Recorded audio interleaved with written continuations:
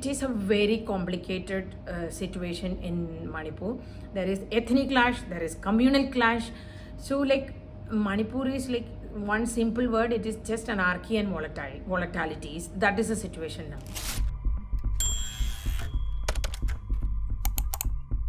With the BJP under fire from the opposition and other quarters over the continuing violence in Manipur, leaders admit that the party is in a spot with little room for any political maneuvering against the trust deficit, deepening fault lines, and collapse of the state machinery. Indian Express's deputy political editor Liz Matthew explains the current political situation and BJP's tight position in Manipur.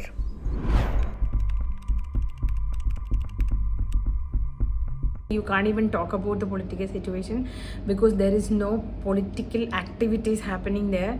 The priorities for the administration and the center leadership is, in terms of center government, is to bring in kind of normalcy or peace to the state so that some political maneuvering or talks can happen. As of now, the situation is very volatile. The political leaders who are there, who were involved in the process of like talking to people, are saying that it is very fragile and anything can erupt anytime. There is no trust. There is a huge trust deficit between the people and the administration, between the people and the security forces. There is no law and order. So the primary attempt of anybody who is involved in the state affairs is to bring in kind of law and order, to maintain the law and order situation, so that some kind of process, some kind of peace process or talks can begin to bring back normalcy in the state. There is no political activity per se. There is no role of political leaders or representatives there. Most of the MLAs are in Delhi trying to meet Prime Minister or center ministers to put their views.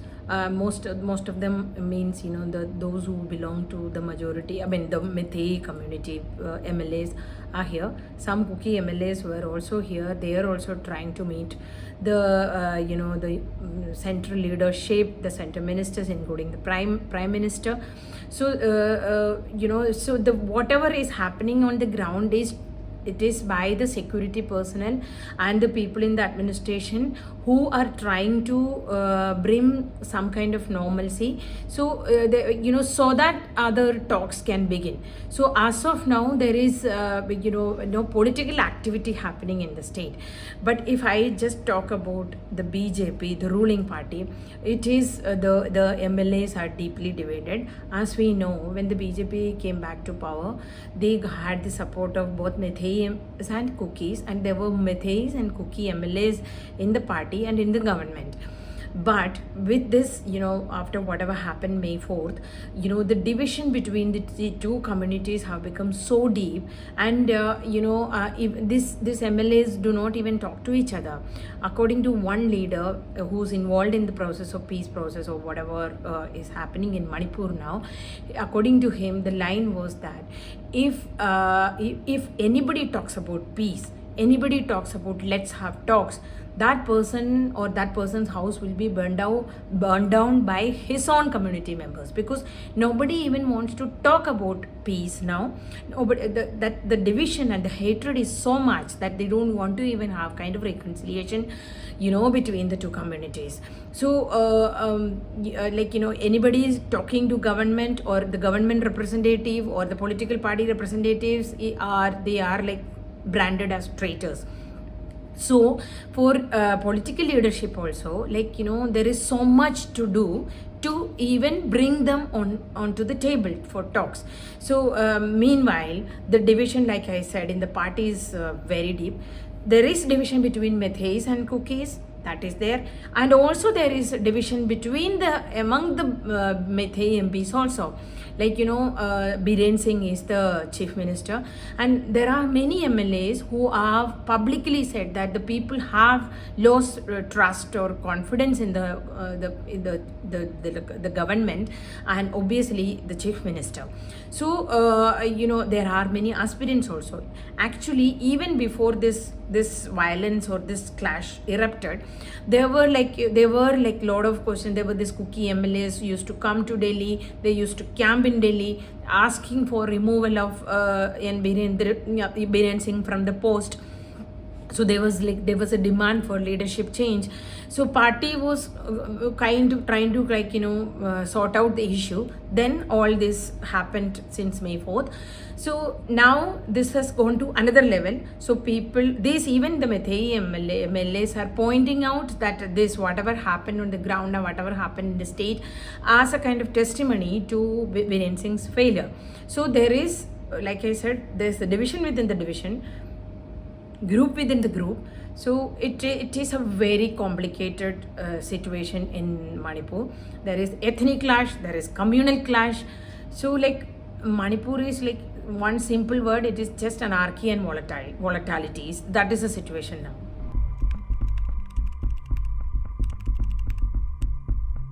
That there is no question of a political intervention or a political initiative to sort out the issue.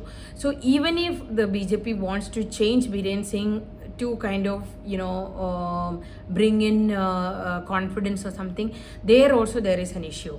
See, there are, like I mentioned, there are Meithei MLAs, but if Biren Singh is removed, it will be seen as something which the BJP leadership has done on a demand from the cookies.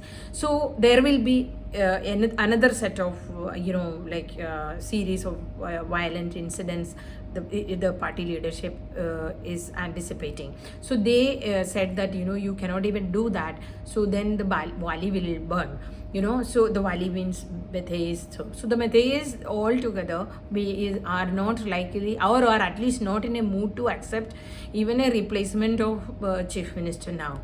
So political activity will definitely take time. Before that, the leadership, the party leadership and the central government and those who are involved in the process of reconciliation or bringing peace in the state, they are trying to keep the law and order situation and bring a semblance of normalcy so that any other process can begin.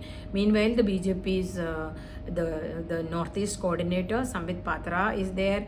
Assam Chief Minister Hemanta Biswa Sharma has been talking to people, talking to cookies and talking to Meithei, talking to the CM, talking to the ministers.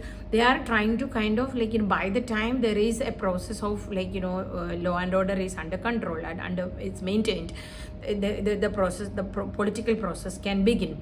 So now, as of now, it is like there was some demands for presidential rule. So while I was talking to these people, they said even for that you need a kind of semblance of law and order situation or in some kind of normalcy. So but literally actually what is happening is it is not the political leadership, it is the security personnel who are monitoring the situation.